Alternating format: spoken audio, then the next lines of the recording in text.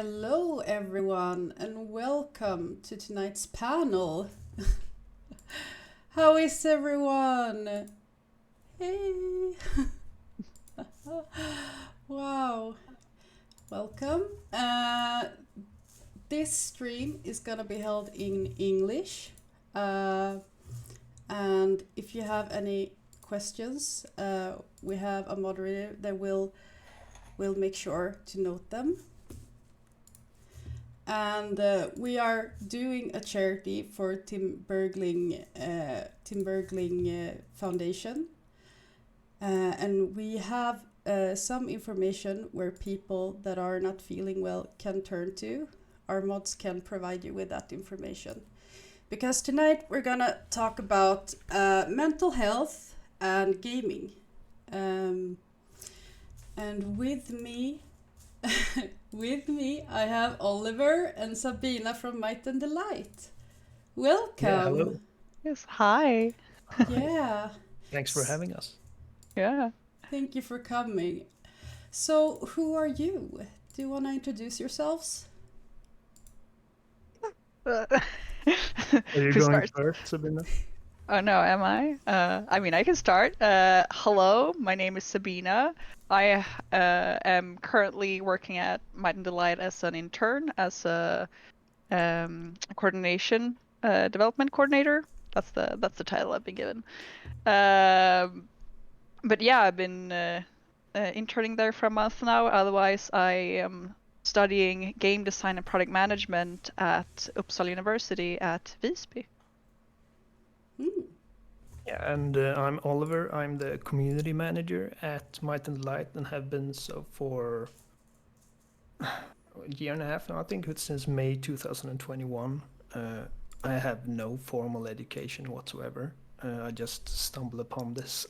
Like, I strong-armed myself into the industry. And I live in Gothenburg, which is like is the western capital of Sweden, you could say. Yeah, I know that you like to say that about Gothenburg. Yeah, The front of Sweden, something like that.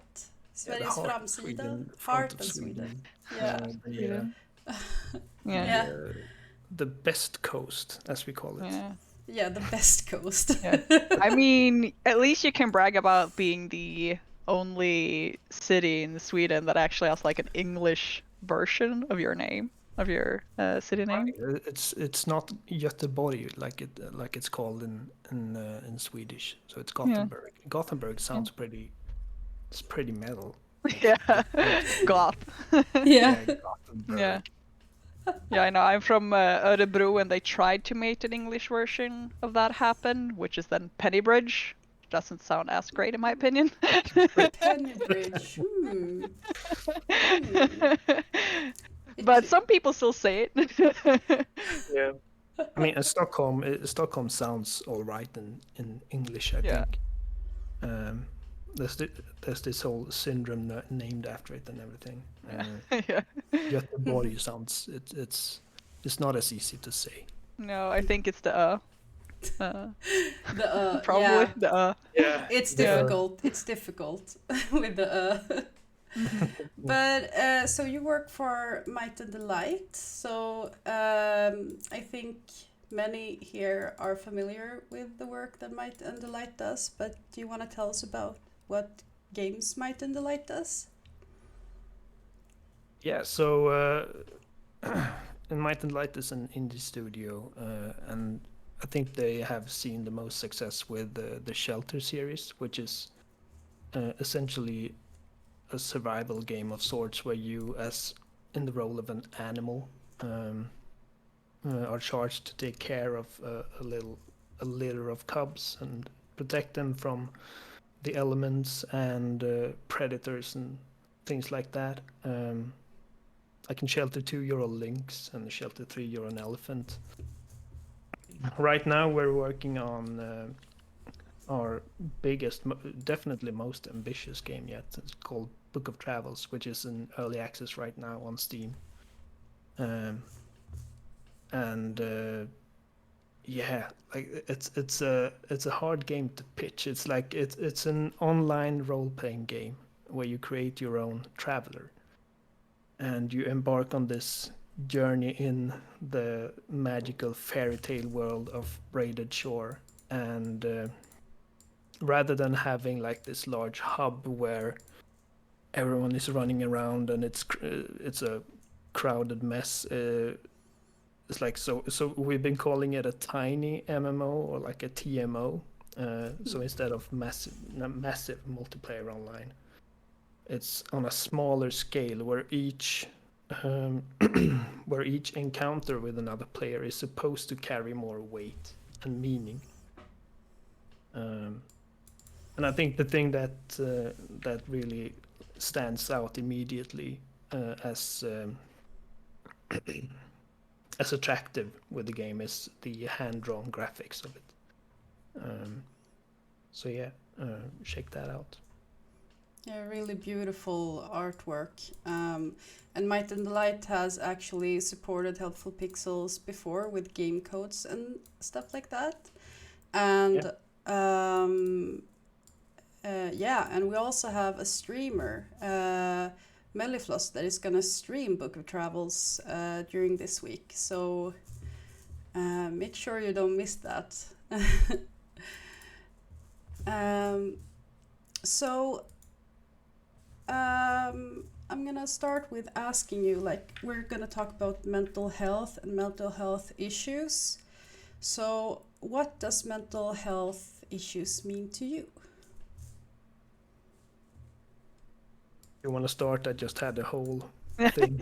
Yeah. Do you want to take a breather? Yeah.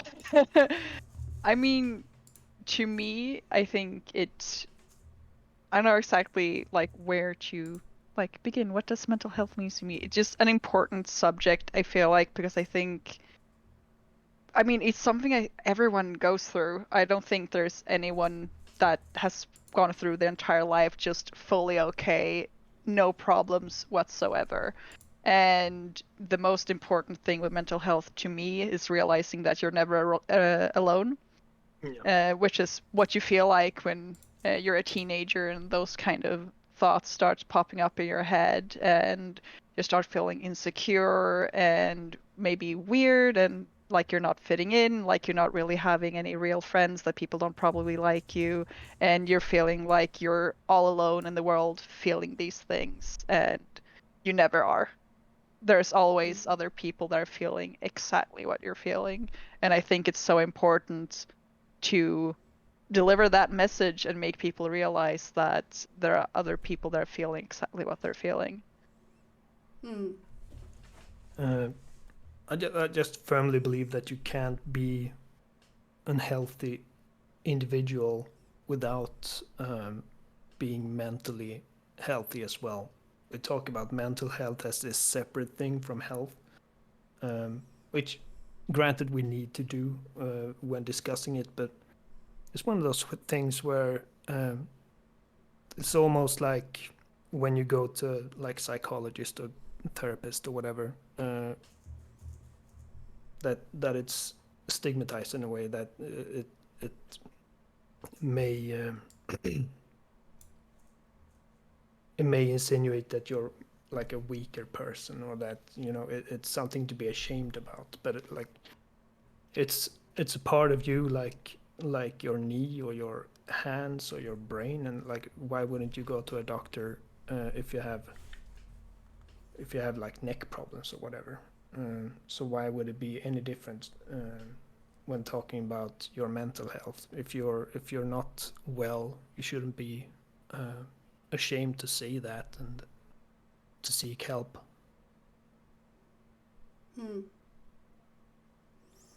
So to turn the question around, what is mental health according to you? Wasn't that the first thing? Now, what does it mean to you? No, what yeah, what does mental health issues mean, and what is mental health? So okay. Yeah. I mean, I would just say mental health is anything going around in your brain. It's all the thoughts in your head. especially the ones that you cannot control, that just kind of pop up, and how you handle them.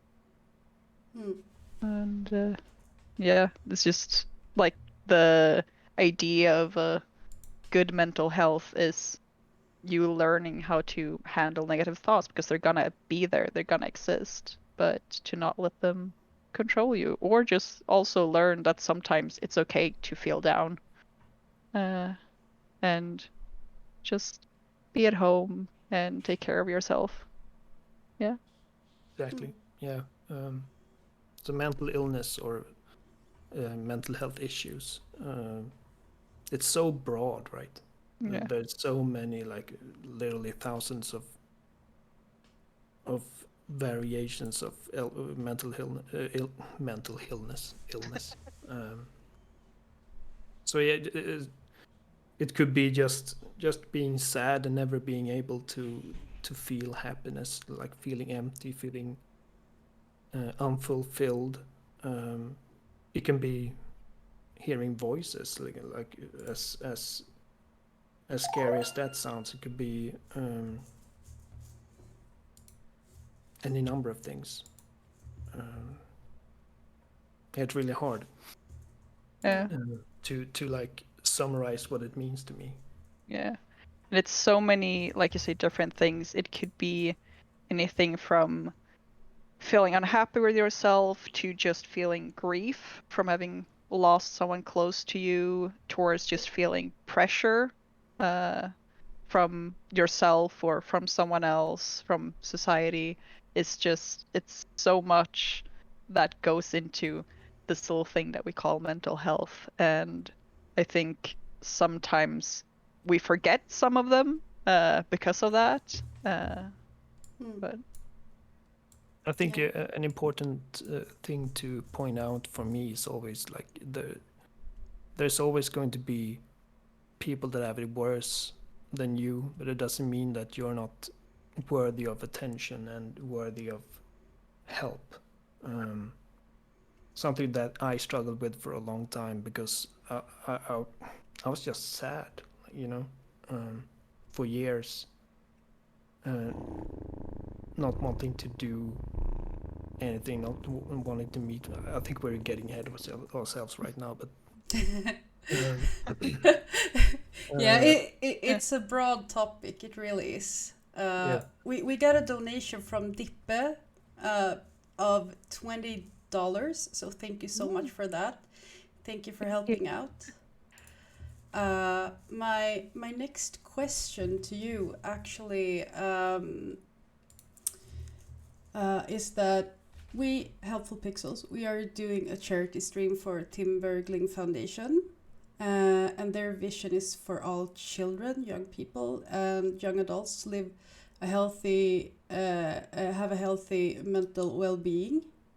So, why do you think this is an important cause? Why is this cause important to you?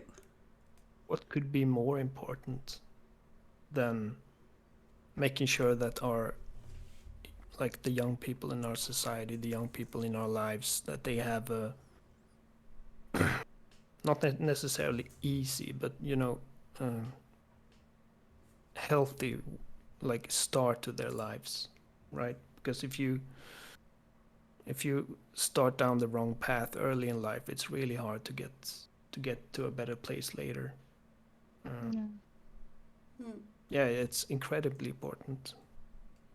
yeah, and it's also, I mean, when like in those young ages where like these things start, and to catch them early will help tremendously. And like you said, Oliver, it's hard when you're on the wrong path already, when you're a fully fledged adult and then trying to change yourself. But when you're young, to like keep working on yourself and then being able to grow into an adult, already knowing maybe what steps to take to feel better. Yeah. And I think it's also when you're young and starts getting into these things that you don't realize always that there is help, or this is not weird. There are people out there that want to help you. There are people out there that you can talk to, and to kind of reach out to those people and to make sure to let them know. And sometimes I also feel like people don't realize maybe that there is something that they could probably get help for. I feel like looking back at my younger self, I definitely had, I mean, negative thoughts, not being happy with myself. But there were things about my personality that I was proud over, like, oh, I'm such a hard worker. But now that I'm older, looking back at it, I realize it's because I felt like I had to be the best at everything to deserve love. And it just, this positive personality trait came from something that was very bad mentally. And I don't think kids always realize that. Yeah. No, I agree. Yeah. And that do you yourselves have any experience with mental health issues? Yeah, for sure. Um, like Sabina said earlier, I think most of us have, to different degrees, battle with some kind of inner turmoil of some kind. Um, I think for me, it started when I got into puberty. Basically, I was the happiest child in the world up to that point. You can't find a picture of me as a child not like laughing my ass off. I just loved everything. Um, and then something happened. It was like a switch in my brain that just wouldn't let me feel good about anything. I felt isolated and lonely, and even though I had so many great friends, it's like that's what mental illness does to you. It turns you away from like reality. So I know like a lot of like depressed people feel like that the people that I love would be better off without me, which is obviously not true. But that's what like the sickness it really convinces you that that's the case. And I didn't enjoy school. I was a terrible student. Um, I really didn't thrive in that environment. I was brought up like in a religious household, so my parents were Jehovah's Witnesses, and that came with a very, I wouldn't say very strict set of rules, but it was more strict than like the average modern Swedes household, right? So I was really, I was in love with this Muslim girl, and that was really like a big no-no, right? And we had to keep that a secret. And on top of this, like the the troubles that started to fester in my mind, this was like I also had to live like two lives. So I was one person with my friends and with my girlfriend, and then completely another person when I was at home. And when those two worlds eventually like inevitably collided, it was like my whole world just fell apart. And I think it took me like probably around 10 years after that whole mess before I really started to feel like, okay, I have a balance in my life now. So I'm still on medication, and I still have like ups and downs, which I imagine every person has. But yeah, so my teenage years were like the darkest of my life, definitely. And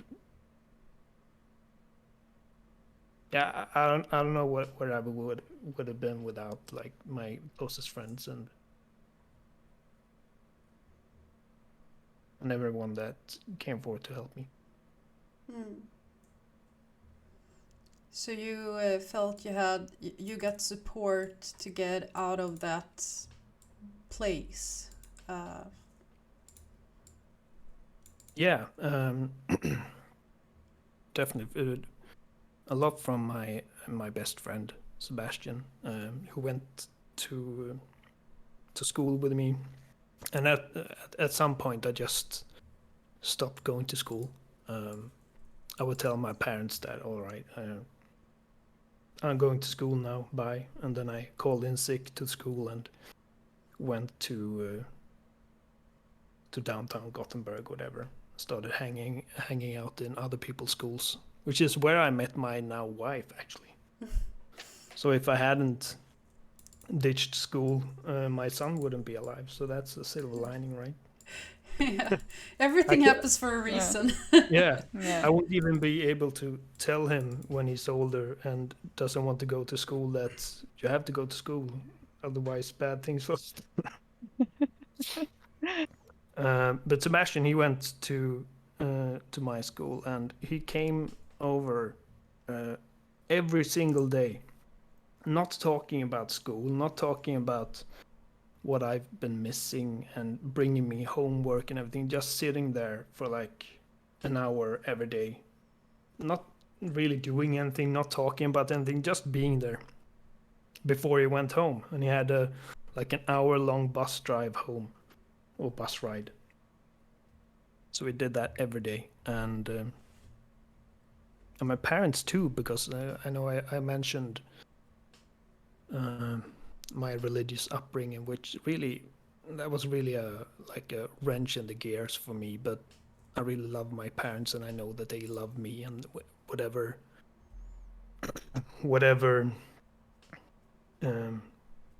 rules they upheld in our household, they did because that's what they thought were best for me, and I understand that. And whenever I went to like the counselor in school and talking about how I felt about everything, they really encouraged me to basically press charges or bring in child social services, which is great that they do that, but I didn't want to.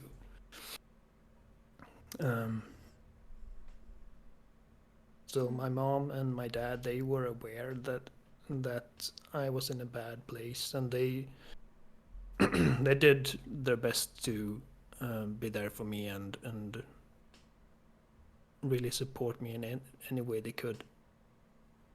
And I have a great relationship with them now, even though they really wish that I would share their like worldview of certain things. But other than that, it's really good. I'm glad that you have a better relationship with them today, even though you're not on the same level all the time. Yeah, like they could. You I've seen like tons of documentaries and interviews with people who left the religion and whose parents won't even talk to them anymore. But that's not the case here. Like, I know that nothing would keep my parents from being in my life and in my son's life. And it's, I mean, both of my parents, my mom and my dad, they have their own issues. My mom more than him, and I would love to like if she was here, she would have a lot to tell you. I don't think it's my place to tell her story here, but she's no stranger to that total darkness that can amass in your mind, you know. So when she found out that I was in a bad way, it really took her hard. I feel like I'm the only one talking now, so Sabina says something. Sorry, I was just Yeah, so uh, wrapped into your story. I didn't yeah, want to just disrupt. we're really sucked into that story. Thank Yeah. you for sharing that. Yeah. Um, Sabina, how about you? Your personal experience with mental health issues? Yeah, I mean, for me, it also started when I was a teenager. It always starts there. And for me, it was a lot about, I mean, I was never the normal kid. I always in some way, shape, or another been the weird one, the one who always stood out. And I always had enough confidence to be that because I was too, wasn't comfortable with just falling into the norm. But obviously, that made me always feel weird and outside and as if, no one really was my friend. And I had a lot of problems with, you know, backstabbing friends that did turn out that didn't really like me, or they were actually ashamed that they were friends with me. And that didn't do a lot of great things for my confidence. So I definitely, that was a lot of like early teenage issues that I had. And then, so as I got older, that kind of stuck and put me in a situation where I was really desperately trying to be myself, but also be a people pleaser, which created this very strange conflict inside of me of like trying to be myself, but also hiding parts of myself and just like sometimes allowing people to treat me a certain way because even if I was uncomfortable with that, just because I wanted people's approval, I wanted people to like me. And that's also like not a healthy mindset. And I definitely, when I was at my darkest in my early teenage years, did experience thoughts of what if I could just press a button and disappear. Life just seems really hard and shitty. Do I really have to go through this? But I was never a person to really talk to people, so I somehow handled to get through that on my own. And I think that was because I had come from such a loving family that actually like thinking that um, uh, doing any drastic measures were never really an option because I know that they loved me at the very least. So if anything, I should stick through it because of them. But luckily, as I got older, I started getting better friends. And I think the big breakthrough was when I actually went away on an exchange year to the United States. Um, I think after my first year in high school, so I was 17. And because I knew I was only going to be away there for a year, I dared to start like showing other parts of myself and being a little bit more me and not really hide the same way because if if everything went really wrong, well, at least I'll leave soon and never have to see these people again.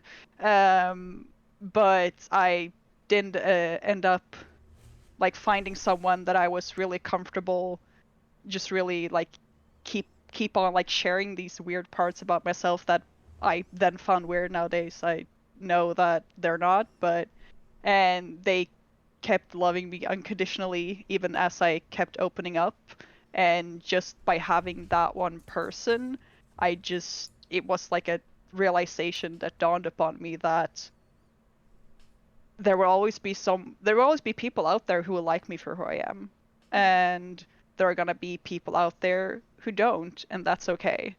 And I don't need to please those people. I need to be myself and find the people that will love me for me and that I don't need to change for. Um, and I went back to Sweden with that new mindset and managed to make a lot of new friends that I'm like still friends with. I don't have a lot of friends left from before that time because I felt like a new me. It was not too different, but I was definitely like my confidence was suddenly real. Before then, I definitely had the mindset fake it until you make it, and I just pretended to be confident because I know people liked confident people. I still do that. And nowadays, I do like to say that nowadays my so-called confidence is just that I don't have the energy to care anymore. Uh, so um, so yeah, I do actually the one friend that I would say that I still um, have from like back in, I think we got to know each other in like 8th grade. So that was like way before that when I was still at my darkest times, was actually Fleur, who was supposed to be here today, but actually feeling sick. One of my oldest and closest friends. I had no Uh, idea. yeah. So yeah, we're uh, almost, I think, maybe 9 years we've been friends now. So, Did you but meet yeah, when you were in the States, or how did you no, meet? it was before that. Okay. It was so 8th grade, I think, God, 15 years old, maybe, 14 or 15 years old, I think we were. Um, Oh. uh, Fleur transferred to the school that I went to, and we quickly bonded over the fact that we were both nerds. Ah. So, Good thing to bond over. yeah, Yeah. it was the first time I like met someone that I was like, oh my God, you like the things that I like in the same way I do, and we could kind of nerd out together, which was really nice. Which is probably why we've stayed friends for this long. Was it like books or games or? Yeah, I mean, games, nerd culture. I think, yeah, Fleur was the person that introduced me to 9gag. I'm forever grateful. But yeah, like playing games, but also like more like nerdy, like TV shows and movies and all that kind of stuff. Which was just great to have someone that actually found these things as fun as I did. Um, but I mean, still the friends that I had when we were friends were still good friends, but there were people that I had a hard time hanging out with one on one because I like lacked some of that kind of hobby connection that you can like have. Like, oh, we like the same things. Like, they were still super nice people. I had a lot of fun with them in a group, but I had a hard time to hang out with those people one on one. But then Fleur came along, and suddenly I had my own friend that I could actually hang out with one on one, and we had stuff to talk about, which was really nice. Oh. um, I don't but mean to interrupt you, but yeah, I think one thing that you touched upon is the importance of, or rather, how much one single person can mean yeah, to someone in a bad place. Like, so you told about yeah, your person, I told about yeah, my friend who came over after school, and I think when you have a friend that you know are struggling with something or is in a bad place, it's easy to feel like helpless because you feel like, what can I do? What can I do to help? And um, you really can. It only yeah, takes one person to really change someone's life for the better, and it yeah, doesn't need to be about these grand gestures or this like these complicated things. It's just being there yeah, and um, really letting that person know that you're going to be there regardless. Um, maybe even if they make it hard for you, you know. Hmm. yeah. Yeah, no, I agree. It's yeah, the how important just one person can be. Like knowing that there's one person out there that like likes or loves you for just who you are, no matter what, and will always be for you when they reach out. It makes such a difference because you know there's someone out there who will still want you in their lives. They don't want to Yeah, see you gone. I mean, Hmm. there are people that goes through their whole lives with like hundreds of friends and acquaintances, Yeah. but not really that like really strong connection with someone, and that's yeah, Hmm. it's sad. It all you really need is one person. Hmm. It can make a huge difference. Yeah, and for people that think they are not worth anything, you can mean the whole world to one person, and that's Yeah, that pretty too. Yeah. amazing. Yeah. Yeah, something that I then had to learn like afterwards was to like realize that the nice things people say to you are true. When people give you compliments, like actually take it. Yeah, not thinking Um, there's some ulterior motive behind them. yeah, or Mm, like just some pity compliment, or they're friends with me because they feel like they have to be, Yeah, or or like they feel something. sorry for you. mm, Yeah, exactly. Like to realize that like I am worth loving, which is it's really hard to realize that sometimes. And I think I mentioned it earlier also, like I think even though I came home afterwards from the States and with a whole new level of confidence, I still had this kind of mentality that I've always had of like working hard and being good at everything, which, would make people like me because I'm the person that's good at these things. So whenever I had a new hobby or whenever I was in school, I had to have the best grades, so be the best at something because everyone likes the person that's good at something, right?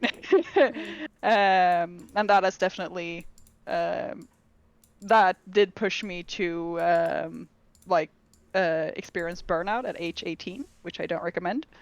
Um, the um, which was an experience, and it taught me like it was a horrible experience that taught me a lot of valuable life lessons, which is to manage my energy and mm, learn what actually matters to me, and to realize that I cannot just keep spending energy on things, especially things that I don't really have to spend energy on. And that's what I meant when I mentioned before that's part of my confidence is just me not having energy to care anymore, because I just decided that I don't want to spend the energy that I have like thinking about something that someone said. I I would rather mm, spend that on like doing something fun with my friends, or I don't know, cooking food. mm.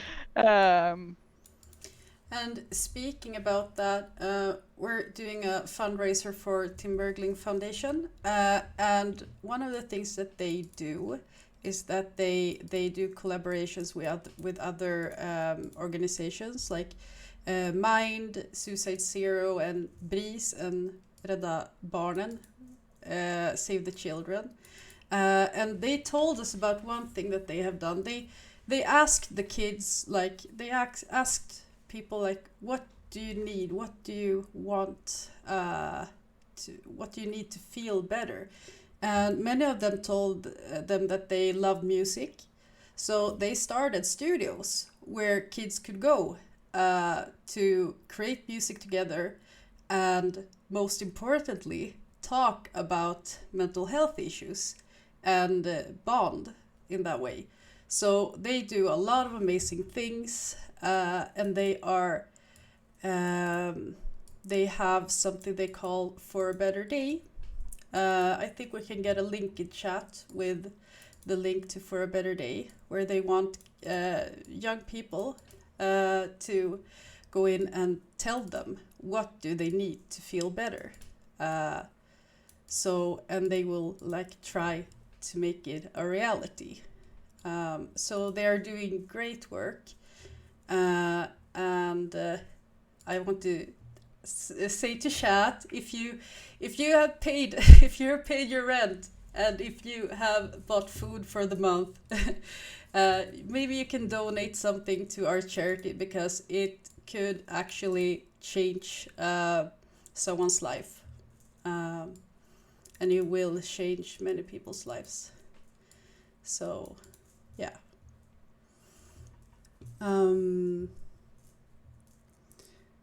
So gaming, we are a lot of gamers here. Uh, yeah. do you game, and how has games affected your mental health? Has it affected it at all? My turn to start. Yes, I do game. I mentioned this before. I'm a nerd. uh, but yeah, I mean, I think when I was younger, something that I believe games are great at is a good distraction. And I don't mean that as in you should play games all the time to distract yourself from the world out there. I mean, as sometimes you just need to think about something else to allow yourself to relax. And games are great at doing that. I think it's a great medium that it really kind of a good game really brings in the player and you're just focused at the game you're playing and you hopefully have fun while doing it and having that fun time when times are hard is really important to feel like you have some kind of light in your life where you can just sit down and have fun for a while.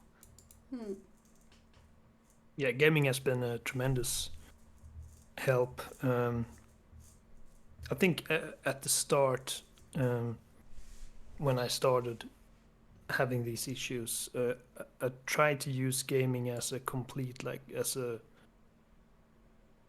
cure, basically, which is like it's just not. I tried to. So I remember this was around where Guitar Hero 2 came out, and I tried playing that game just to like not have to think about what's going on in my life. And to this day, whenever I hear "Carry On Wayward Son" by Kansas, I just go directly to that dark place, and it's like I'm 15 again. So just using it as a means to just block out everything you're feeling, that doesn't work. But like Sabina said, for distraction, and particularly in the company of others, I think most of my like really close friends that I have like now as a grown up, I wouldn't have if it weren't for like the internet and online gaming and stuff like that. All these friendships that's been built around playing like Battlefield games and Left 4 Dead and Halo and Gears of War, like all these co-op and multiplayer games. Yeah, it's been tremendously helpful. Also to just like come home from work when you're just so exhausted and beat down, to just log on to Xbox Live and pretend like you're like 18 again, and you don't have any issues at all, and just talk about all manner of crap with your best friends. It's really good. So not to try to like keep yourself from feeling things, but just to escape it for a little bit every day. Yeah. Exactly. It's a great way to just let yourself relax for a while, think about something else. Yeah. And something else that games does, but that also like music and movies and books does, is that they can tell stories that can touch people. And as you mentioned earlier, the importance of understanding that you're not alone. And by having those stories in games and can help both those people in those situations to play a game and think, oh my god, that's me, I feel seen, and which can mean a lot for someone. Or if someone that may not experience whatever's they're trying to tell on the screen, they're instead bringing awareness to the player about something, a mental health issue or similar that they might not have been aware of, and therefore might help bring awareness so that when that person then meets someone who could identify with whatever's going on in the game, they will have understanding for that person. Have you played Celeste? Yes. It's so good. Oh, Yeah. I watch a streamer, stubborn old gal that is gonna stream during this charity stream, and they play a lot of Celeste, and it's just amazing. Yeah. Celeste is like the perfect subject matter for what we're doing now, right? Yeah. Yeah. It's So good. We had a donation of Hmm? $20 from Kit Media. Thank you so much, Kit. Thank you. We really Awesome. Thank appreciate you. that. I'm just gonna bring my 5 cents to the question about games. Yeah. um, uh, the most often I I game because I wanna experience something like books or other culture. But it's also a break. And when I play with friends, we always talk about how we feel. And if we don't want to talk about it, we're just like, okay, so you just want to think about something else right now. Okay, we're gonna play this. Um, so I think it brings people together, and you get to choose how you want to use it, sort of. If you want to talk about it, you are with friends, or if you want to get to know new people, gaming is also very effective. And this community, Helpful Pixels, when we founded it in 2019, our hope was to become this community where people could hang out and like it's so obvious in our Discord, like between the charity streams, that everyone cares about each other. Um, and that's really, really valuable for me. What are your go-to happy place games? um, I think that Stardew Valley was a game that I played, like go to happy game, and right now it is Disney Dreamlight Valley. Me, it's like Super Mario games. It's like antidepressants in video game form. Oh, Uh, just jumping Uh, on Goombas and the uh, and the amazing music and just the colorful worlds, and also like I tried. I never played Animal Crossing before the last one, but I tried the last one, and that was like so. Yeah, that was a magical experience. Just logging on every day and like plucking out weeds from your garden and buying furniture from the raccoon boy, and really really nice we nice just got a time. donation of $50 from iPaw. Thank you so Ooh. Ooh, much. Thank You so you. much. thanks. Oh, that's Uh, awesome. But yeah, I Yeah, do want to put my vote on Pokemon. It's yeah. just that's the best Which happy one? place game. All of them. All of them. I mean, my first one was I think Sapphire. All right. This has a special place to my heart. But I think, God, I don't even know what I would place as my favorite one. The fun thing is, I do love Pokemon. I've played it a lot. I don't think I've completed a single one. I think I've like gotten right to the end, and then something has stopped me, and like makes me just not pick up the game for a while, and then I come back and I forgot what I did. I think the last one I finished was Silver, and then I haven't finished a single one. And I, like, Yeah, admittedly, I haven't played most of them either. yeah. I think the last one that I really got into was the X and Y. That was pretty Oh recent, yeah. right? Yeah, that's fairly recent. I Yeah. think the latest one for me is Sun and Moon. I had Sun. Yeah. That's another one where I picked it up and I played it really far. I almost completed it, but then yes, I didn't pick it up for a while, and I picked it up again and sat down and went, I don't remember what I'm supposed to do. Yeah, Uh, I'm like Pokemon was probably like the first really cultural phenomena yeah, in school when that dropped. yeah, Like the blue and red games and like the anime show that yeah. went every And the Saturday. Pokemon cards. Pokemon cards. Oh my Pokemon cards. how much money my parents burned on Pokemon cards. I still have mine Yeah, in a I mean, box. I think my little brother, I hope my little brother has them somewhere because, oh my God, it's like, I remember we really want to, when there still were just 151 of them, Oh yeah, we really back in wanted the the like day, yeah. complete collection, and I think we were missing like a Charizard and I don't remember it exactly, but I think my mom like paid 50 euros a card just for those specific ones so that we would shut up. So Chad is sharing there. Okay, first of all, we got a donation. Ooh. $150 from a colleague to Kit Media. Oh, wow. Big thank you for that. Very generous. Yes, Awesome. very Thank you. generous. This will help a lot of kids to feel better about themselves and have a better mental health.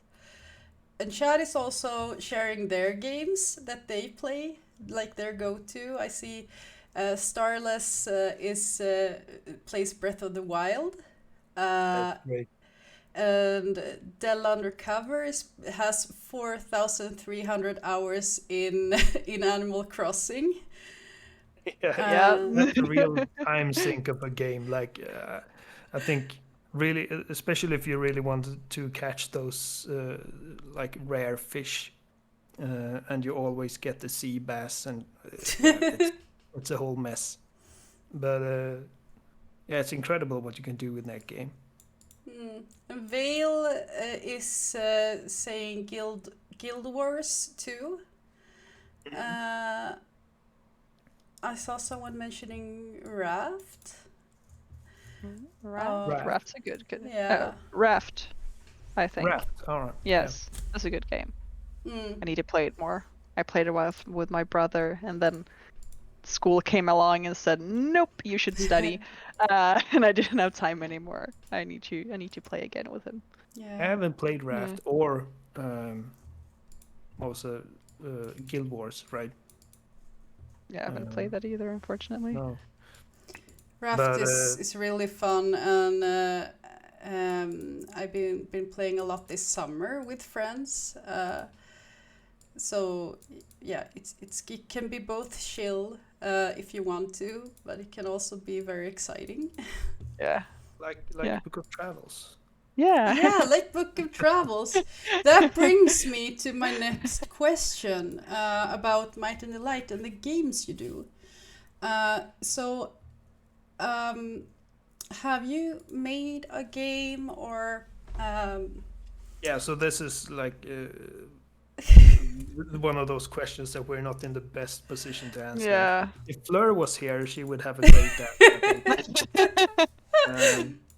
Okay, yeah. Like Because Sabina, you told us like you've been with us for a month, and this is your first gig in games development, right? Yeah. Yeah. And Yeah, I'm yeah, on yeah. the community side, so I don't have much to say oh, in but regards to production. okay, but then we can talk about your community and how you discuss mental health in your community, and if you're, uh, um, do you do you talk about it in your community how people are? Well, I don't think we do. We don't discourage it, but I don't.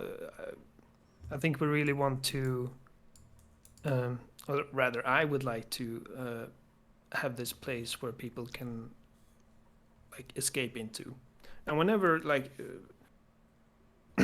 Whenever things like these, we have like discussion threads and stuff like that, and people are free to talk about what they want there. I think the most important job that I have is to create a place where everyone feels welcome and no one has to worry about being exposed to traumatic stuff and be reminded of like the horrors of the world, you know. Mm. but we don't make a point of talking about mental health in the games communities that we uphold, I think. Which is it's a boring answer, but Yeah, I guess that discussions about like dark thoughts, anxiety, and all of that stuff, it can also it's important discussions to have, but in maybe in the right environment. And I guess sometimes it can be bring people down as well. I think it depends on how you talk about it. yeah, I mean, I've gotten close to a few members of our community, particularly like our wonderful moderators and like really prominent figures, and we've talked about like personally about our challenges and things like that, and I've had wonderful conversations with wonderful people about what they feel and what they go through. But it's not like we don't have a specific like, okay, here's the mental health section of our forum, you know. Mm. But I also So think like the kind of type of games we make will foster what kind of community we have. Like yeah, absolutely. our games are very much like dream yourself away to another world, and therefore a little bit more of escapism. And I think therefore our community, that's kind of what we present, a warm and welcome place for people to just go and be somewhere else and Yeah. Or just relax. But I in your relationships in work, do you feel that you can talk about, oh, I'm having a really bad day, and talk about the challenges? like between us, like the colleagues. Yeah. Yeah, we have a great person called Åsa on our team that handles that sort of thing. Since I'm not at the office more than like 2 or 3 times a year, since I live on the other side of the country, I haven't met her yet, but I've talked to her quite a bit, and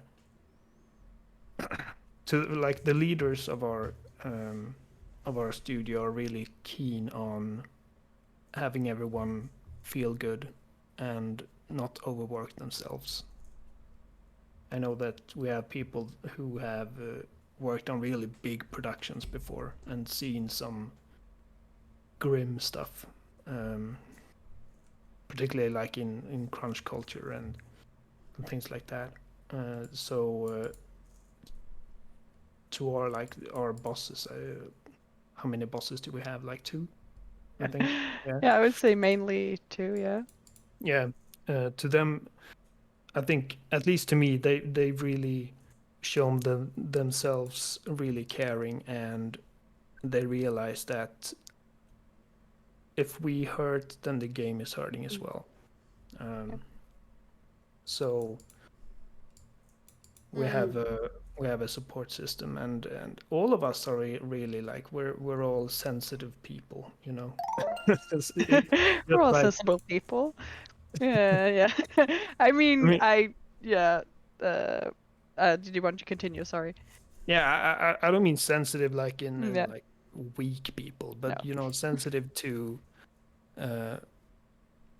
sensitive to other people's Yeah. well-being and thoughtful people, which I think our games really attract that kind of player as well. So yeah, whenever I think I would definitely be able to walk up to my boss and tell him like I'm having a really shitty day, and he would really do everything he could to support me in that. So I feel safe. Yeah. I would say, as someone who is working on site but only has been here for a month, still, even though I've only been here for such a short amount of time, what has struck me is how just like warm and welcoming the studio is. Like everyone there is such a wonderful. They're just full of wonderful people, and also how, how our bosses definitely seems to be, aware of our mental health and doesn't want us to overwork, because that was definitely something that I learned during my education, that there's something called crunch culture, and like how common it is that people overwork themselves because of deadlines and stuff, and then coming into this office where the first thing that I got to hear was just like, I don't want you to work more hours than you should, and got a little bit of a talk when they found out that I'd been like working late at night. It's like, you don't have to do that, you know that, right? And it's kind of like, wait, we want you to like Go to bed. yeah, it's like you should go to bed. Like, don't work weekends, please. It's like very much encouraging healthy work hours and to not put in more hours than you should, because you also need to stay healthy. You need breaks. You need to sleep. You need to have a weekend where you can just think about whatever else that is not work. Might and Which, Delight is yeah, not anything like how you would like picture a gaming studio to look like, and no. it's just a house, you Yeah, know, it's a house. with a bunch Yeah. of wishy-washy artists and programmers who show up, Yeah. and Aw. we, It's uh, very adorable. I yeah, love it. it's not an office building. It's an No. old house, um, Aw. Yeah. and Which we is so fitting. yeah, and we have meetings Yeah. where everyone is sitting on bean bags, and it's Oh. really Yeah. it's a really homey setting. Yeah. It's Um, very nice. We It's a got very a nice environment. we got a donation from Luna Silverheart for $20, saying very important subject. I work as a caregiver with a lot of people with mental health issues. Thanks for doing this. Lots of love from me. Thank you so much for that donation. Thanks Thank you for so much. sitting and listening to us ramble. Yeah. But speaking of Might and Delight and how it is, do you think it's different between like these big game corporations and companies as Might and Delight? Do you think there's a difference in how? Well, there are Yeah. differences and there are similarities, Yeah. of course. It's still a company, and it's Yeah. still a bunch of people trying to make. I mean, it's a product, right? Yeah. We're trying to make money. We're trying to be successful. But for each and every one of us, I think we see it like as our art, like an art form for us firsthand, which I think lots of people would say the same about. Like regardless if you work at Might and Delight or like at Valve or Rockstar, like passionate people are passionate about what they do, right? And that's why they're there to do what they do. Yeah. But like just on a what do you call it? Like I said, it's a house. It's not a building. There's like no cubicles. There's no water cooler. There's no like reception and stuff like that, which is cool. When I went to Electronic Arts for the first time, I was really struck about the cool reception. They had like these neon signs and all these awards and like magazine covers and mementos, and they had like this Darth Vader replica. It was really cool. Might and Light is nothing like that. It's really unassuming and really like they do have a room with a lot of like mementos and stuff like that, but nothing like a big Darth Vader replica. Yeah, we should get a Darth Vader replica. Yeah, Yeah, exactly. I think that's it's what's missing. missing. That's Yeah. what's missing. Yeah. That was the first time, like the first thing I did. I went and took a selfie with Darth Vader. But yeah, it's a lot less serious, which is, I don't know if that's a bad thing or not. There's not as many, like not as much pressure to really deliver now that we don't have shareholders.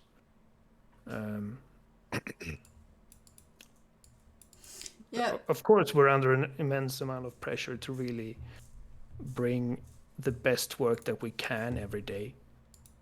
But there's not this like ominous corporate suit on the upstairs floor looking down on us and making us shit our pants. It's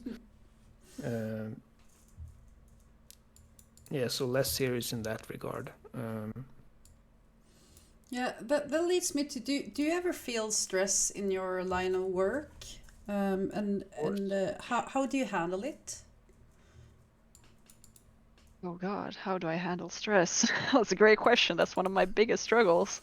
I definitely have a tendency to stress myself out about things, especially like in this industry when it comes to deadlines. But what I've come to learn, especially through like university and through work here, is to count my hours. And that's also goes into the way of like not overworking, is to count the hours that I spend and make sure that I do work the hours that I'm supposed to, but to not overwork. And as long as I work the hours I'm supposed to work, I should just let it go. I've done what I can do. It's not my like, yeah, it's unhealthy to keep pushing, even though you want to get in that last thing. But I just need to tell myself that for my own sake, I just need to let it go. I've done my hours. Should think about anything that is not work right now. Which is hard, especially if you're like just missing a deadline. It's like, I don't know if I'll make it, and I want to get all the things in.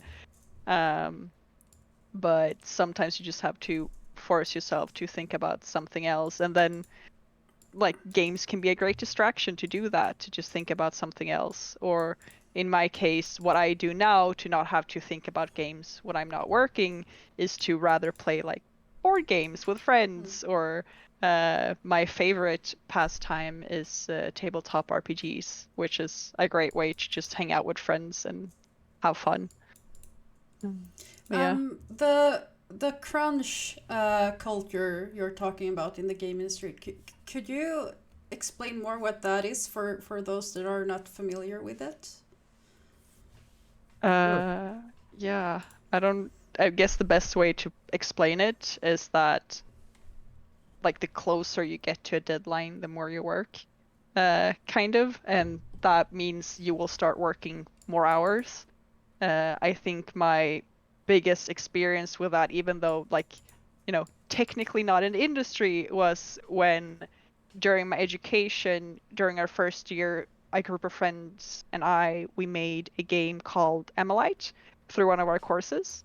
And by the end of that course, again, there was so much we wanted done. So like the closer we came to the end deadline and we're supposed to, send it in to a conference, and we started sleeping less and less, and we did was work on the game. We didn't really do much than work on the game because we wanted to get everything in, and then we ended up getting great reception on it, and we said, oh my god, this is so amazing, let's keep working on it, guys. So we kept doing that, and then we had decided to have like put a date for ourselves where we were not allowed to keep working on the game anymore, because if we kept going, that would be really unhealthy. And then as we came closer to that last date, again, there were so many things that needed to be done and we couldn't keep pushing the deadline. So no sleep, only work. We barely ate. That's the kind of crunch culture Oh. that is very common. I think. I'm not sure how it is exactly in like the industry, but that was the part of crunch culture that I experienced just through making my own project with a group of friends from university.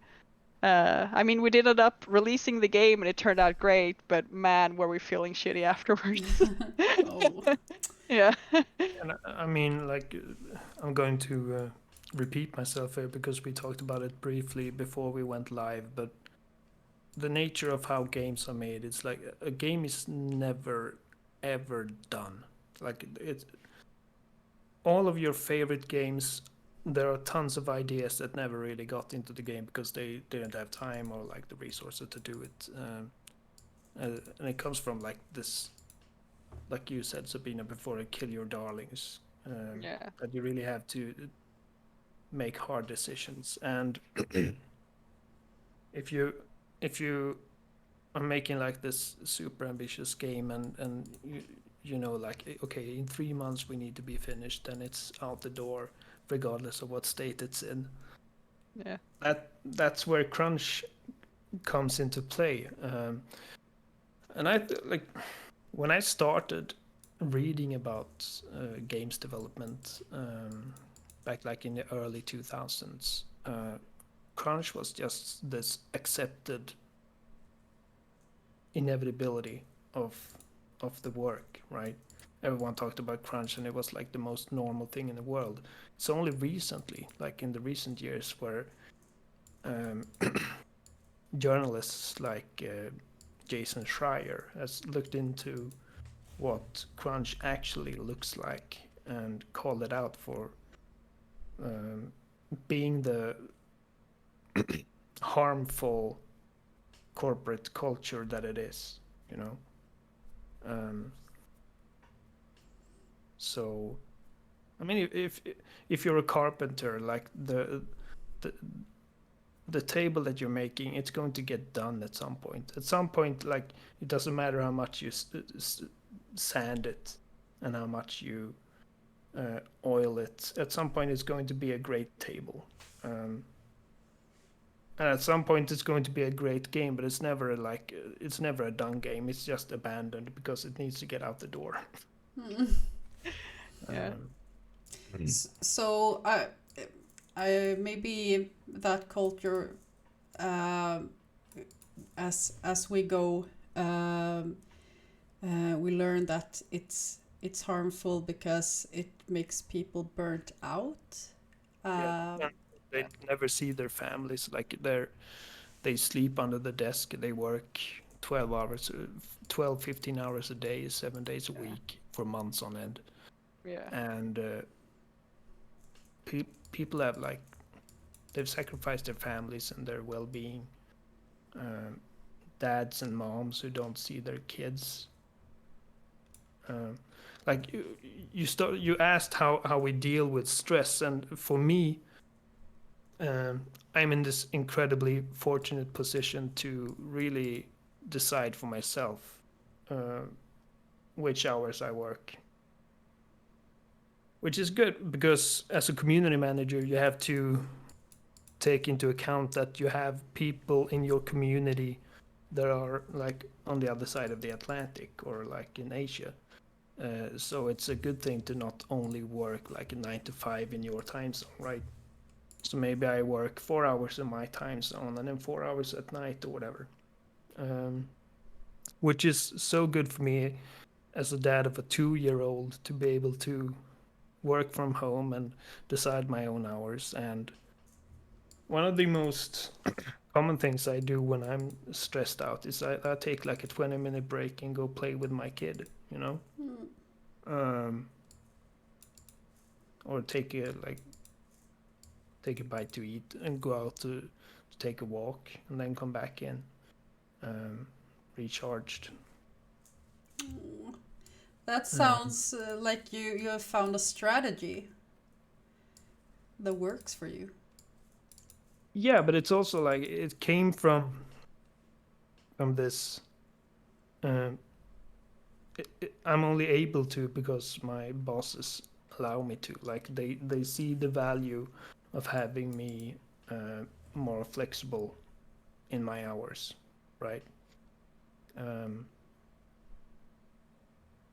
And yeah, it's great because since I work from home, my kids preschool knows that they can just call me if anything happens, and I'm there in 5 minutes, and I can tell my boss that okay, so William is ill or whatever, I need to go get him, and it's never an issue. With very few exceptions, like we have our meetings and we have our like marketing things that I need to attend, but other than that, it's really flexible, and I'm a lot less stressed about things at Might and Delight than I was at like EA or Paradox. Or school, or when I was writing for Game Reactor, you know, because that's how I started. I don't have like Sabina's fancy education. I just started writing about games, reviewing games, and that got me to where I am now. Oh, and in like, do you? It sounds like in your workplace that there is help to get if you're not feeling well mentally. I haven't taken advantage of it because I haven't felt like I need it, but I know that it's there. So I can't tell you how good it is, if you know what I mean. Maybe it's like maybe the support system is really shitty. I shouldn't say that. It's probably great, but like honestly, I haven't felt the need to ask for help because they've been really supportive in like regardless. Oh. I think we have some time for questions from the chat, so you can type your questions, and we will be sure to ask Oliver and Sabina about it. We have a couple of questions. We can start with, does Might and Delight have a policy and or plan involving mental health? If so, can you talk a bit about it? Would you like there to be one, and what would it include if you could make one? That's a lot of questions in one question. Does Might and Delight have a policy and or plan involving mental health? I don't know. I've been working here for a month. I know, like when our new boss came in, like the first thing, so we had a meeting where he was going to. I mean, we knew him before that, but he was going to announce that he was taking more of a leadership role, and the first thing that he talked about is that everyone needs to feel like they're well taken care of, and that there's someone to go to if there's any issues on the workplace, which we have, and that it's important to not overwork yourself. Like Sabina said, he's seen me online at late hours and called me up to tell me to go to sleep. So he's really conscious of that. Regarding policies, I'm not sure. We should probably. That's probably a question for Joe or Anders. Yeah. Sorry. Oh, we can put a pin in it for a future event. Yeah. We'll get one of them on there specifically so they can answer that question. Yeah. So I wish Fleur was here.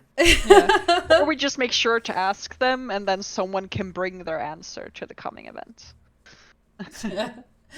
What do you think the future holds in general for video game making companies about making games that highlight mental health issues? Wow, these are good questions. I mean, I don't know. I can hope it's getting more and more traction? I think it is. I would say that, I mean, there are a lot of games out there that do highlight mental health, and I think that's great, and I think that's something that has been growing through the years. We mentioned Celeste before, which is this Yeah. wonderful metaphor about this girl who feels like she can't do this thing that seems insurmountable to her, but she challenges herself to do it anyway, disguised as a really well-designed platformer. Yeah. And it's great, and that was like eye-opening to me, that you can take these subject matters and make really extremely uplifting and fun experiences with it.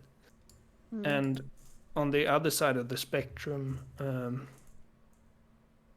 like the less fun kind, I really appreciated Hellblade by Ninja Theory. I don't know if you played that. I have not played it, but I I've am heard not. about it. Right, so that it's about this girl called Senua, and she suffers from various personality disorders. She has voices in her head, and she sees she has hallucinations telling like really horrific things, and the way they design puzzle mechanics around her illness and how she perceives things, and especially the audio is really cool, because you have all of the voices that she hears, you hear, and they fit really well into both the narrative and the gameplay. So when you're in combat, for example, and there's an enemy sneaking up on you from behind, instead of having these like flashing arrows and stuff like most games utilize, right, in the interface, you hear like a voice like from behind you, if you're playing with these like 3D headsets, which you really should if you play it, telling you to look out, and it's exhausting. Like the game begins with Senua just paddling along the river in her little canoe, and it's just all of the voices in her head giving her conflicting information, and it's exhausting. It was really a good way, or like a beautiful character study of someone who's deeply troubled, yet really driven and courageous, and yeah, I really recommend it. I need to check that out. Yeah. That sounds so interesting. Yeah, it's really heavy. I mean, I'm sure it could be triggering for some people, this game, and I know that there's like these content warnings and stuff before you even start the game. But I also know that they've consulted a lot of people with these sorts of diagnoses when writing the game. And Yeah. Ninja Theory is a really talented studio, and they have a sequel in the works. I can't wait for that. So for the future of like mental health in video games, I'm really looking forward to Senua Saga. I'm so dry in the mouth, so I can't speak. Oh, do you have I'm some sorry. water? Yeah. Always have a water bottle next to you. Stay we- hydrated. Hydrate. Everyone watching the stream. Hydrate, stay everyone. Max is telling us that tomorrow we're actually giving away copies of Hellblade on stream. So Cool. wow. Can I get one? I need to take a piece of the action.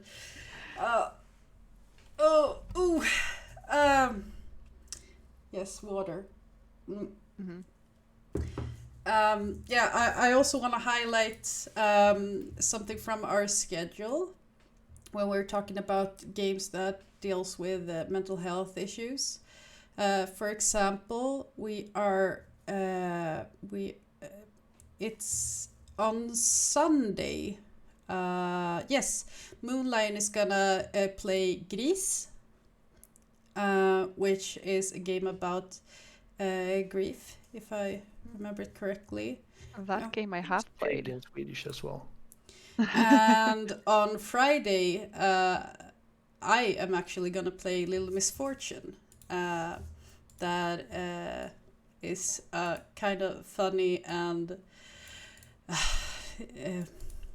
heartbreaking game at the same time, about a little girl that deals with parents that are somewhat abusive and drug abuse and stuff like that. So yes, it needs trigger warnings.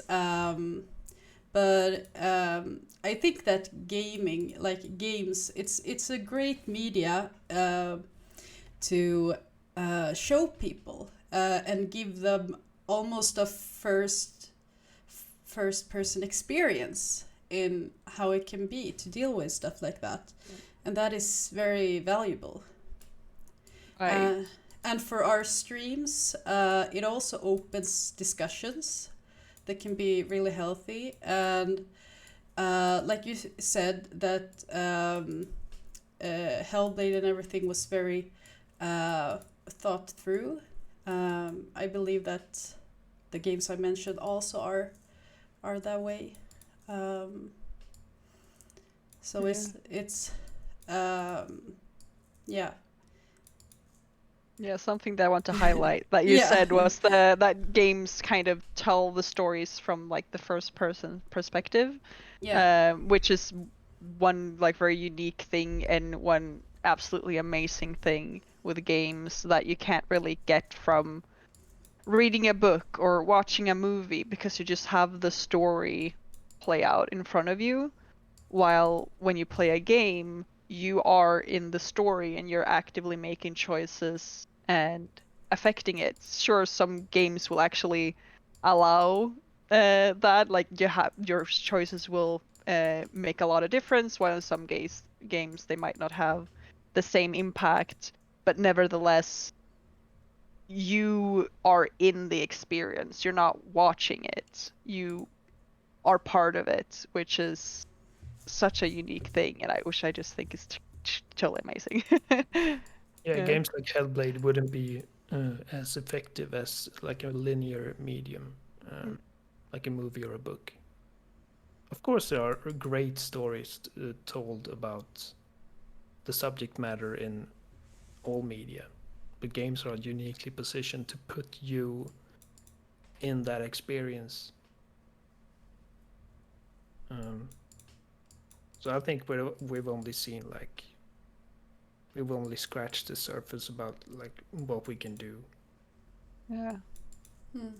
I mean, games is such a like young medium. Like games hasn't existed for like digital games hasn't existed for that long, Oh, and we're it's just in, continuously growing rapidly. And yeah, the technology that we're using are also growing, and the people are getting more like competent and like learning what we can do and pushing the boundaries, and it's just so cool to see this industry grow so fast. yeah, and the prestige is growing as well. It's not just Yeah. like kids' toys anymore, you know. Yeah. Um, We're when I taken grew up, it was seriously. only yeah. I mean, people are Yeah. taking it seriously. Yeah. I've had like conversations with uh, like grandmas and grandpas and uncles and aunts who are really, really interested, even though they're not interested in actually playing them because they feel like it's too late for me to learn. And Yeah. I always say that it's not. But yeah, but they're always interested, and everyone can see like in just the few decades that video games has existed, how far we've come on a technical level. Like now you can make people that are near indistinguishable from real people. Yeah. You know, I've been playing like the remake of The Last of Us, and it's like it's real people looking at me. Yeah. It's incredible. Whereas just a few years ago, they were like they were blocky and there was edges on everything, and God. so yeah, it's growing incredibly fast, and it's wild to think about how far we come. Yeah, who knows what lies in the future? Yeah, I'm really excited about VR right now, because I think VR has come to a place where it's more consumer friendly, and I think the upcoming PlayStation headset is really exciting.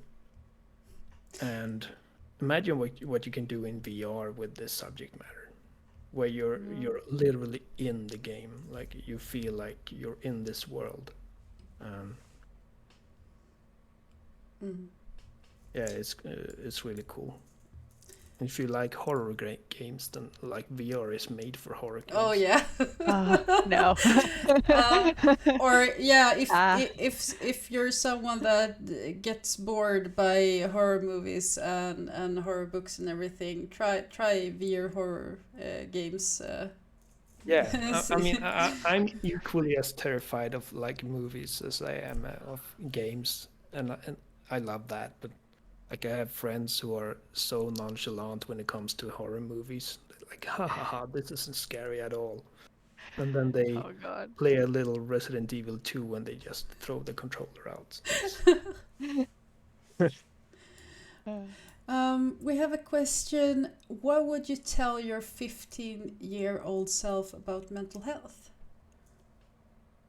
Oh, so much. This is like, where do I even start? Yeah, Jesus. I would tell him.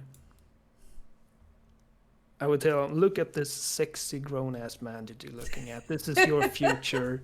Everything is going to be all right. You have a beautiful son. You have a beautiful wife, and life is really, really good. And you're working in video games, so just hold on, push through, and you're not alone. And you have people that really like loves you from the bottom of their hearts, and you're important to a lot of people. That's what I would lead with, and then I would sit with him for like another 3 hours. And Yeah. Yeah. I think definitely you're not alone. You're weird, and that's amazing, and so is everyone else. And just that there are so many people out there that will love you for who you are. You have an amazing personality, because you are caring and kind, and that is, and just show respect towards almost everyone you meet. I just say almost everyone because, like, I don't know, maybe I've missed one person that I was just had a bad day and I didn't show respect, but nowadays it's just, you should always show respect towards everyone because of the topic of mental health. You never know what someone's going through. So even if someone might be upset and maybe not treating you fairly, you have no idea why. that's Sometimes, important to me as well. yeah. And also on the subject of, like, not everyone have to like you. You don't have to like everyone, but respect is key. You don't have to like someone, but that doesn't mean you shouldn't show them respect. And You don't have to understand everyone either. yeah, Like, yeah, you can't understand everything. You just need to respect that people are different. And yeah, exactly. Yeah. And that's if a good someone, answer. yeah, and if someone doesn't like you, that's okay. That's their problem, not yours. I think that's the main thing I would tell myself also. You mentioned earlier that you were a people pleaser, Yeah, and I really recognized myself in that, because that was exhausting. I really yeah, wanted everyone, or I needed everyone to like me. yeah, You know? exactly. It was, yeah, the strong need, because I think it is, at least for me, it was because I didn't truly believe that anyone really liked me, and therefore I had to make sure that everyone liked me, and therefore, I mean, someone's gotta like me for real, right? Yeah, exactly. Yeah. Yeah. Yeah, I was Uh, exactly like yeah, that as well, and it's truly exhausting. yeah. Um, Especially since you start like giving away parts of yourself, and you do start in a way living in a lie because you show like you adjust your personality based on different people, and you might tell them different things and like start telling small white lies just so that they like you, and then you suddenly you can keep track of all of these things and you just don't know who you are anymore. And it's a mess.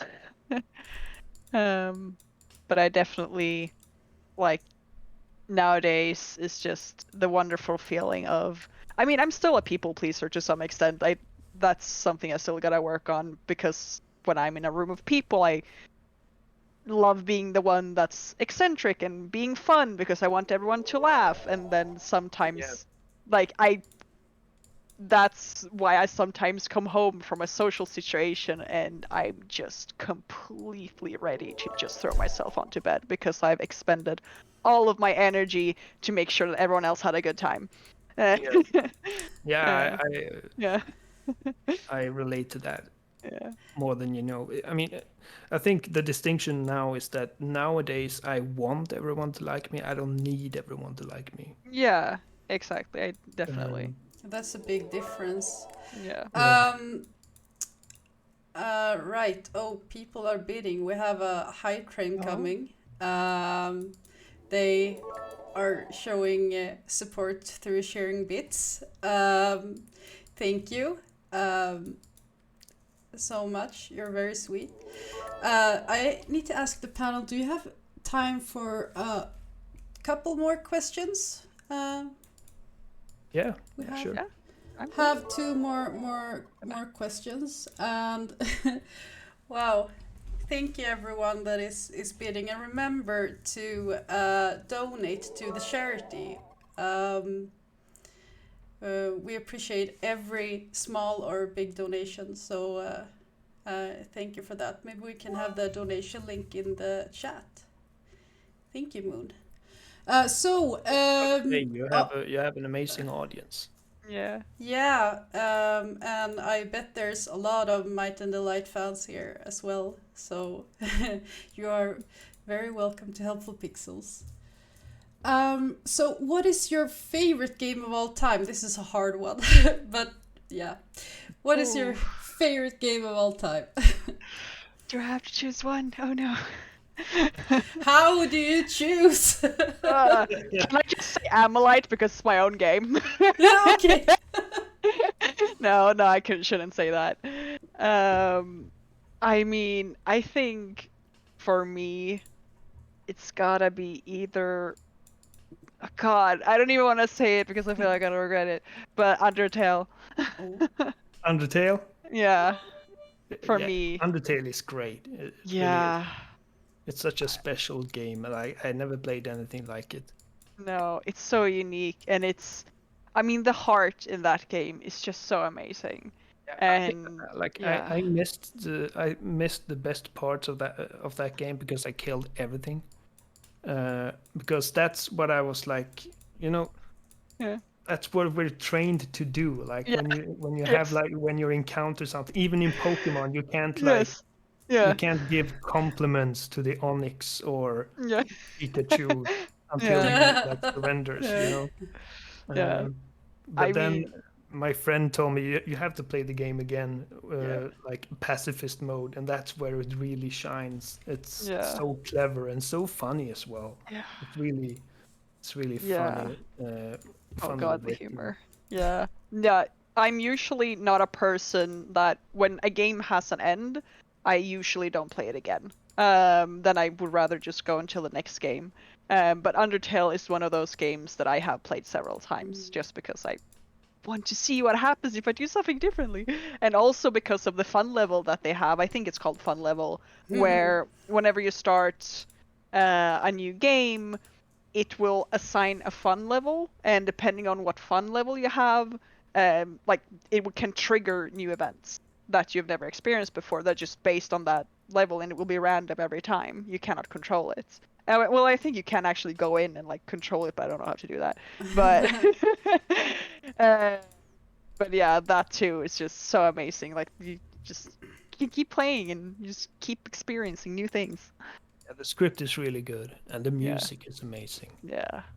Um, Yeah. on the other hand, I am one of those guys that I really like replaying things. I think I've played The Last of Us like 16 times or something. It's ridiculous. So The Last of Us is one of my favorite games. Like when it comes to modern games, I think that's up there.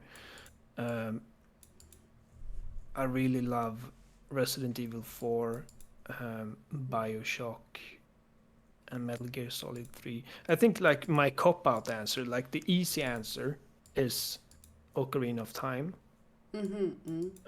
Just because that was the game that showed me, like when I was a 7-year-old lad, that games aren't just about shooting the ducks, you know. Like so, the first game I played was Duck Hunt, and that was amazing. It was like the most fun I've ever had because you did something with this plastic thing and something happened on the screen, and it was like it blew my mind, you know.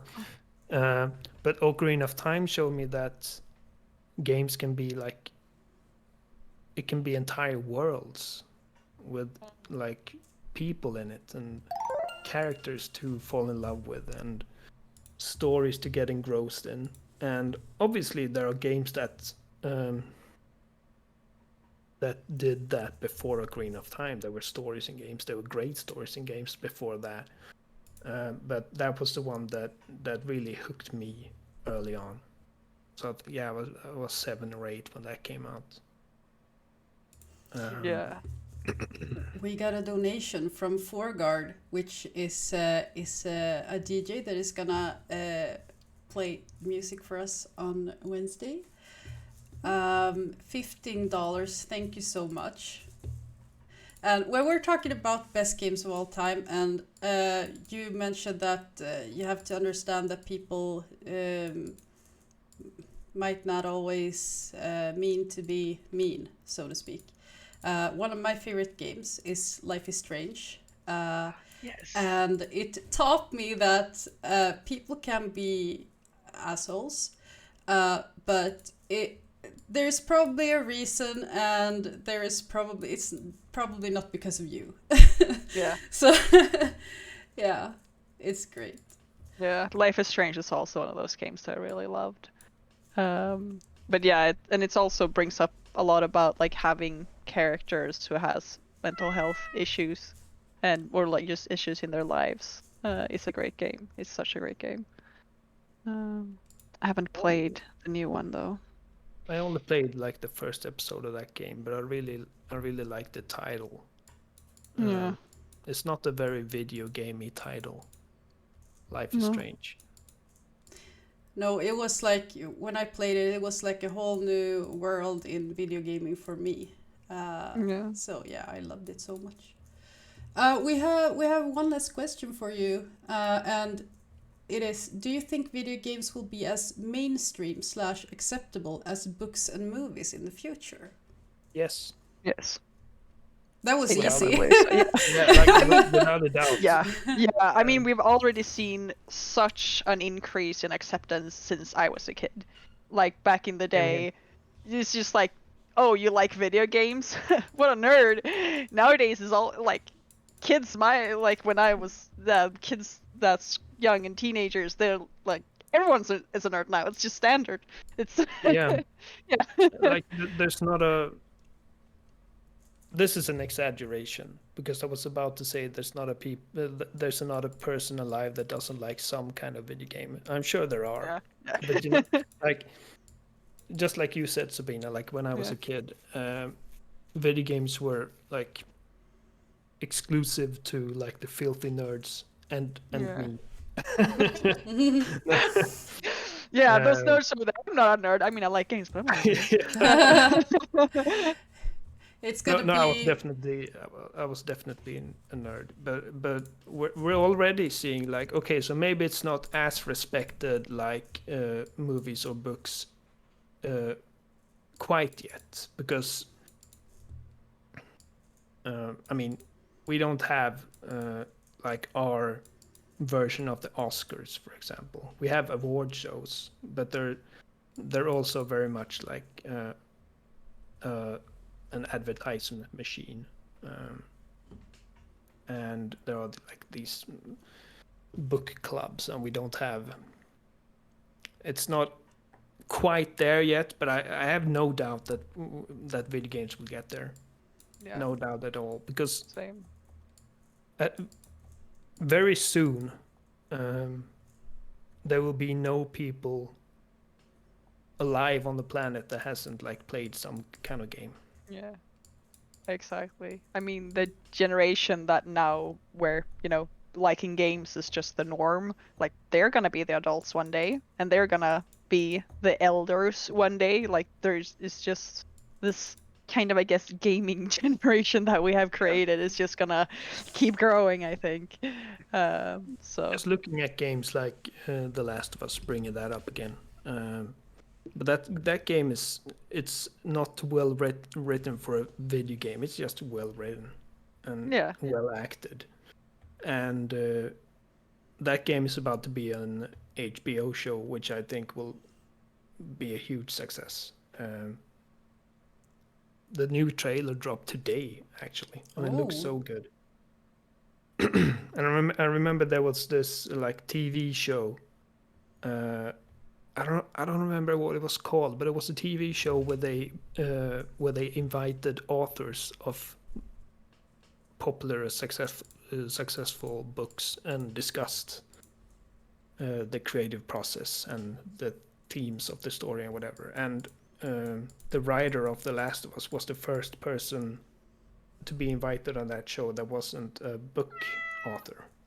It was a games writer.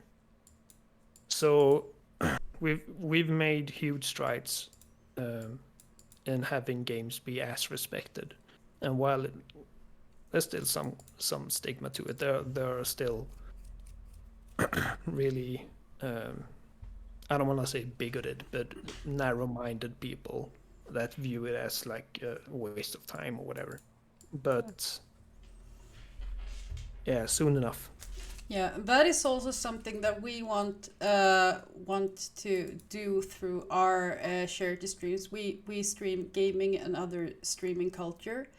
We want to show that gamers do care and that we can make a difference. And you don't see you see more and more charity work connected to gaming, and it does loads of good stuff for that as well.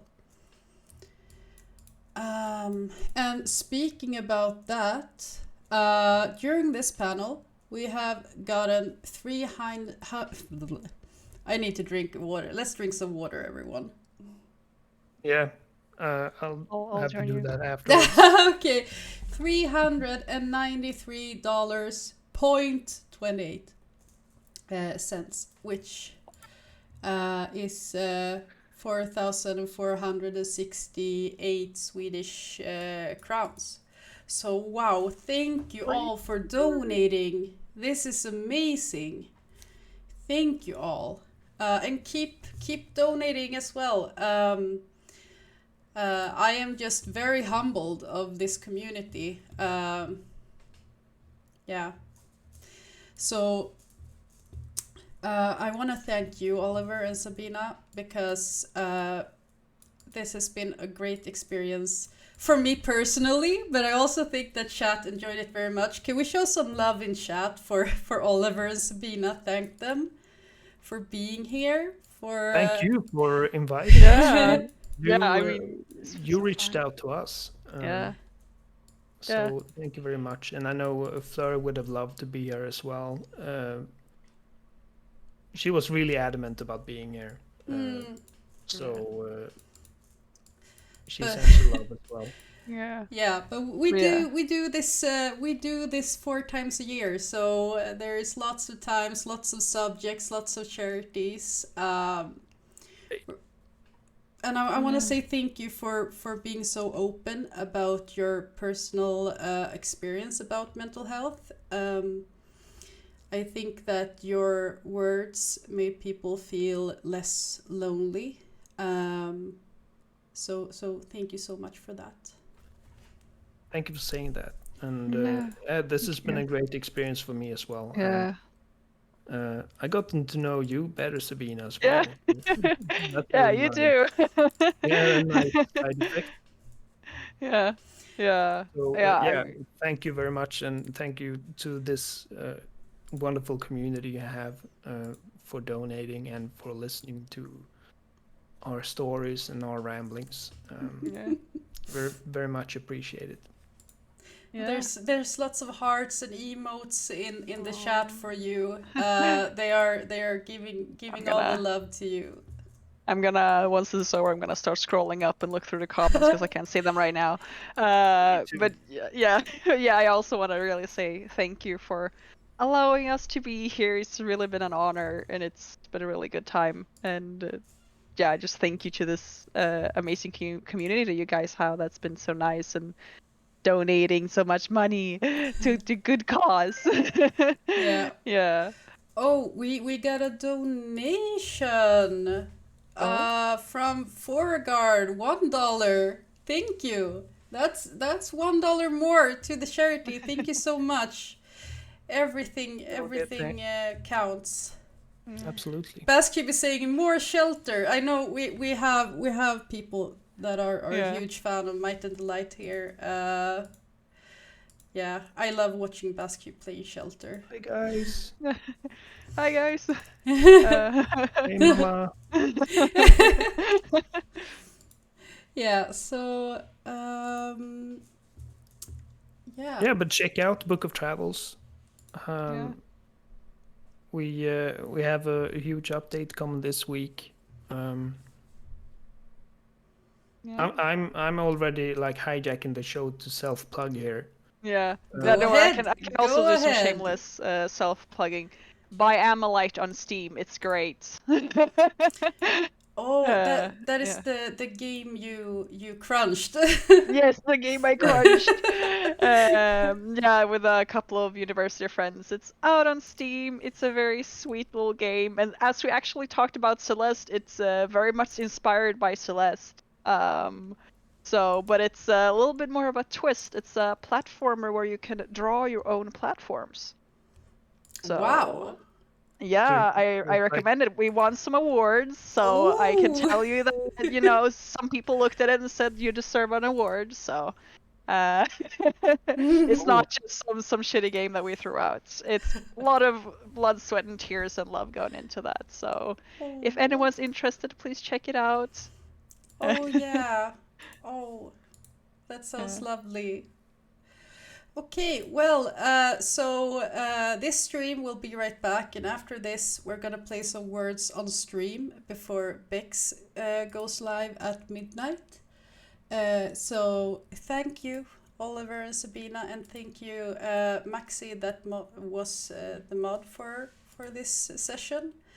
And I hope you have a great night. likewise. Yeah, likewise. Ooh, And one more thing. I do a podcast. You do podcast. Yeah, we're called Spelsnack. It's in Swedish. Sorry, so it's for well, you can listen to it even if you're from outside of Sweden. But yeah, Spelsnack. We've been doing it for 10 years. Me and a bunch of friends from gaming media, and yeah, it's great. Oh. Sorry. Yeah. Maybe we would love it if you posted it in our Discord. So that we can check it out and spread it to our community. We would love to do that. So you can put it there if you feel like that. Thank you. Yes. And again, it's been an absolute pleasure. Yeah. Yes, thank you so much. And yeah, I mean, good luck for the rest of your event. Yeah, it doesn't end with us. No. I mean, we're at the beginning, right? Yeah. Opening strong. Exactly. Strong opening. That's exactly what we have done. So, thank you, Helpful Pixels, for trusting me with doing this panel as well. And I will see you in a few minutes. Time to say goodbye to Oliver and Sabina, and I will be back in 5 minutes or so. So, bye bye, everyone. Bye, thank you very Bye, much. everyone. Thank you.